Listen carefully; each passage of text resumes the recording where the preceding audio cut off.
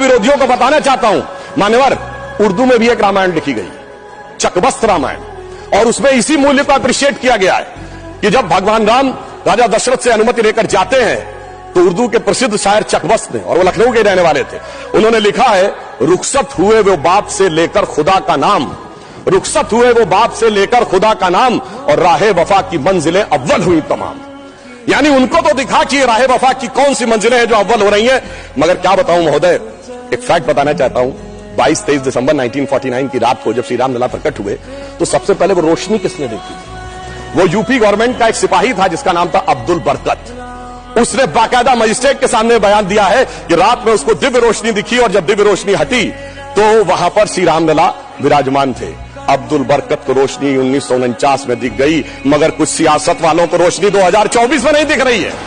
और मैं आपको बताना चाहता हूं, बाबरी पक्ष के पैरोकार थे इकबाल अंसारी, और ये उदारता देखिए कि सबको बुलाया गया, विरोध करने वालों को बुलाया गया, ट्रस्ट के द्वारा गोली चलाने वालों को बुलाया गया, और इकबाल अंसारी को भी बुलाया गया, और इकबाल अंसारी प्राण प्रतिष्ठा में आ गए। उनका इकबाल तो बुलंद हो गया, मगर इन लोगों का इकबाल जमींदोज हो गया। और मैं ये भी बताना चाहता हूं, उसका एक कारण है, ऑन द लाइटर नोट, इसको कोई पर्सनल ना ले महोदय। ये कहा जाता है कि हमारे यहां राम का तत्व या ईश्वर का तत्व कौन नहीं समझ पाता है? जो कामी, क्रोधी, लोभी, खलकामी हो, और राजनीति में वो नहीं समझ पाता जो सेकुलर और वामी हो। अब मैं ये बताना चाहता हूं महोदय कि जो लोग कहते हैं भगवान राम ने अपने जीवन में, ये मंदिर किस चीज का प्रतीक है? कई लोग एक आध कोई शब्द लेकर बगैर पढ़े हुए, बगैर उस भाषा को जाने हुए अपनी बात कहने लगते हैं। तो मैं बताना चाहता हूं, भगवान राम ने कौन मेरा भक्त है इसका बाकायदा उदाहरण दिया। उन्होंने लिखा है, जात पात कुल धर्म बड़ाई, धन बल परिजन गुण चतुराई। इन 10 चीजों से मैं नहीं मिलता। मैं कैसे मिलता हूं? भक्ति से मिलता हूं। ये सारी 10 चीजें हो किसी के पास और भक्ति ना हो, तो उन्होंने कहा, भगतहीन नर मोहे ऐसे, जल बिन बारिध लागे जैसे। अर्थात अगर ये सब कुछ हो, जात पात कुल धर्म बड़ाई ये हो, भक्ति ना हो, तो ऐसा जैसे बादल हो उसमें पानी ना हो। इसलिए भगवान ने इस बात का संदेश दिया। और मैं एक विषय और कहना चाहता हूं, जब राम मंदिर का निर्माण हो रहा था तो कहा जाता था, साहब वैज्ञानिक प्रमाण दीजिए। मैं बस एक बिंदु विज्ञान का भी और बताना चाहता हूं। यह विशुद्ध विज्ञान है, क्योंकि अगर आपने रामचरितमानस के शुरुआती श्लोक पढ़े हो तो उसमें बहुत साफ लिखा, सीताराम गुणगाम पुण्यारण्य विहारिणो वंदे विशुद्ध विज्ञानो कबीश्वरो कपीश्वरो। अर्थात विशुद्ध विज्ञान महर्षि वाल्मीकि ने लिखा। और विज्ञान क्या है? पूछा गया था कि भगवान हुए कब, ये तो बताइए, यहां हुए कि नहीं ये बताइए। अब आप ये बताइए कि आज हम समय कहते हैं, उनका एग्जैक्ट टाइम लिखा है। जैसे आज हम टाइम कह रहे हैं, दिल्ली में कुछ और है, लंदन में कुछ और है, तो एक जीएमटी ग्रीनिच मीन टाइम बताया गया। पर अगर आपसे पूछा जाए टाइम का एब्सोल्यूट मेजरिंग पैरामीटर क्या है, which is equally applicable on earth, moon, solar system and any point in the space, it is only the relative positions of planet. और भगवान राम का वो exact relative positions of planet, जो Einstein का 4th dimension कहा जा सकता है, वो लिखा है कि मेष राशि में सूर्य था, मकर राशि में मंगल था, तुला राशि में शनि था, मीन राशि में शुक्र था। और जब नासा ने अपने प्लेनेटोरियम गोल्ड सॉफ्टवेयर में डाला तो 5114 बीसी की डेट निकल आई। इससे ज्यादा किसी को सबूत चाहिए? विज्ञान का वो सबूत मिला। और इतना ही नहीं, मैं बताना चाहता हूं, जिन लोगों ने अगर पढ़ी हो तो भगवान राम के जन्म के समय लिखा है कि चैत्र मास के समय शरद ऋतु थी। अंगद बताते हैं कि अश्विनी मास यानी आज के अक्टूबर के समय वसंत ऋतु थी। और इतना ही नहीं, कहा गया जब किष्किंधा से भगवान निकलते हैं तो धूमकेतु टकराया था मूल नक्षत्र से, और जब एस्ट्रोनॉमर्स ने इसकी गणना की तो वो ठीक डबल हो जाता है, 14,000 साल पीछे आता है। इसका मतलब प्रमाण देखने हैं तो प्रमाण जमीन के नीचे से भी निकले, शाही फरमानों से भी निकले, और आसमान से भी निकले। समस्त मर्यादाओं को पूर्ण करते हुए हमारे ये इस विषय के ऊपर आए। और मैं एक बात और कह दूं, कभी कहा जाता था महर्षि वाल्मीकि ने तो रामायण भगवान राम के पैदा होने से पहले लिख दी थी, और कहा जाता है भविष्य में जाके लिख दी। कहा जाता है गप है, बकवास है, कैसे हो सकता है?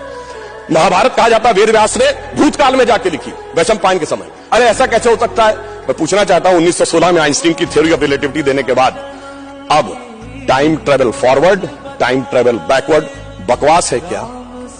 अगर किसी ने साइंस नहीं पढ़ी है तो उसे समझना चाहिए। मगर मैं ये नहीं कहना चाहता हूं इसको कह के, मैं कहना चाहता हूं हमारे ऋषि त्रिकालदर्शी थे, और ये टाइम ट्रेवल तो बहुत छोटी बात थी जो अब धीरे धीरे लोगों को समझ में आ रही है।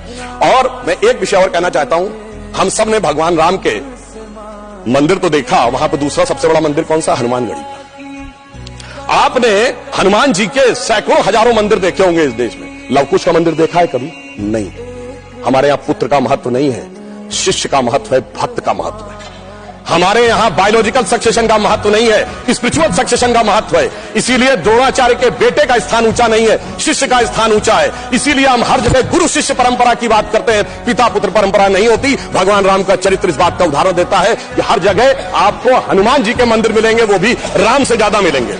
और मैं अंत में यह कहना चाहता हूं महोदय, एक बार एक डिबेट में वो कहने लगे कि भाई you are talking about the Ram temple, how does Ram temple fits in the 21st century emerging India who aspires to become a technologically advanced and become the economic superpower with the youngest population, where does Ram Mandir fits in that? मैंने कहा सुनिए महोदय, हम 21वीं सदी में भारत को सिर्फ इकोनॉमिक, इंटेलेक्चुअल या मिलिट्री सुपर पावर नहीं बनाना चाहते, हम वर्ल्ड लीडर बनाना चाहते हैं। और जब वर्ल्ड लीडर बनाना चाहते हैं तो it should symbolise a certain set of values which will inspire the world. और अगर सारे श्रेष्ठतम मानवीय मूल्यों का प्रतीक कोई एक होगा तो वो भगवान राम का मंदिर होगा, जो विश्व के सबसे श्रेष्ठतम मानवीय मूल्यों का प्रतीक होगा। कैसे?